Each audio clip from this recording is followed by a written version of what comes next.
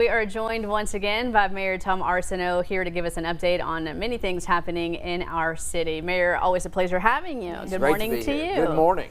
So let's get right on to it. It was our top story this morning. We've been talking about the agreement between Shreveport Fire and Caddo Fire, or Caddo District 5.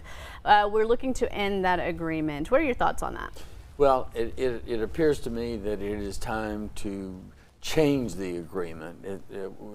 We will still have a mutual aid agreement, which means that when they need us, we'll show up. Okay. But it won't be an automatic aid agreement, which is what's in place right now. And that because between the growth of District 5 and the growth of our own in the city fire needs, we need to be able to have good response times and need to reserve that for the people who are paying the taxes in Shreveport. Yeah, and I think that's what we wanted to get clarification on so the people at home understand is what happened on Ellerby Road. So right now with this agreement in place right now, when there was a fire there, even though they're outside of the city limits, SFD was called and they automatically have to respond to that. That's correct. And what the fire chief is proposing is that we would come when requested, but we would not automatically show up. So it's a slight difference, but it probably preserves some resources for the people of Shreveport, who of course are paying the taxes for the fire department. That's right, and we kind of talked about that this morning as well, that there was another fire happening at the same time and their resources were kind of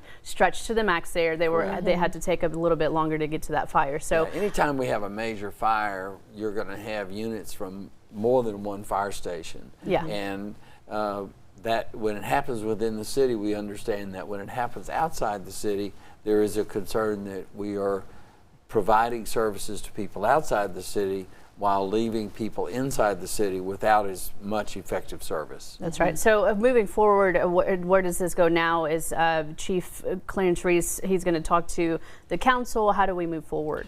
I think the first thing to do is, and the city attorney is going to review the agreement to see what our options are, and then we'll renegotiate or terminate, or we'll do whatever the city attorney directs is the next step in that process. All right. All right. We look forward to seeing those results. Well, let's get into things that's going on this summer. Mayor, talk to us about what can the young people, of course, this is their last week of school. What can they look forward to as far as summer programs that the city has going on this summer? You know, one of the most important things are our swimming pools and our spray parks. And the spray parks are open now. They're free, and they're from 8 a.m. to 8 p.m. So particularly on the 90-degree days it looks like we're going to have today and through the weekend, that'd be a good place to go. Okay. The Southern Hills Community Center pool will open on Memorial Day, May 26th, and the rest of the pools in the city will open the next day, Tuesday, May 27th. So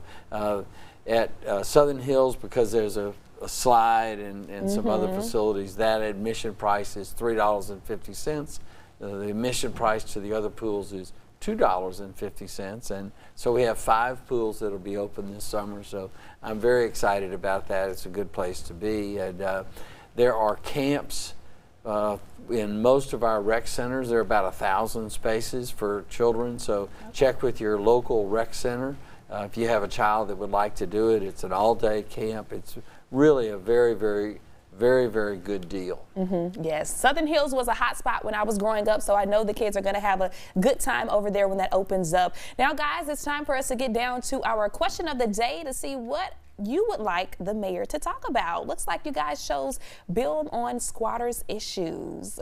So let's talk a little bit about that, Mayor. So we know now that this legislation has passed out of the committee. The next step would be to pass in the House. What's the update, the latest on this? Well, it's I believe the bill you're talking about is a bill by Representative Tammy Phelps. It's a very good bill because it strengthens the trespassing statute that we've had some difficulty with, and actually passed an ordinance to assist in enforcement with respect to squatters. And basically, almost reverses the presumption. So if you're in a place and you cannot demonstrate that you have the right to be there, then you could be arrested for trespass. That's a basic generalization and summary of the bill. So I'll be going down to Baton Rouge probably next Monday and talking with some people about that and other legislation. So this is kind of broadening the scope of who can be held responsible, right? So this Correct. is an amendment to what was kind of already you guys were looking to put in place. It is. The legislature made some changes to that statute last year. We don't think they went quite far enough, and Representative Phelps was kind enough to introduce this bill, which we reviewed and assisted in the preparation of. So I think it's a very good bill, and hopefully it will become law. Yeah, well, we hope so as well. Thank you, Mayor, once again for joining us this morning. It's always great talking to you. Good to talk and to you, we'll see you Fernanda. next Thursday. Very great. Thank you. All right, very guys. much. Remember, we're going to put all of this information on our website, right, Monica? That's right. We'll have it up. So, guys, please check it out if you would like to rewatch what we talked about here today with the mayor. We'll be right back.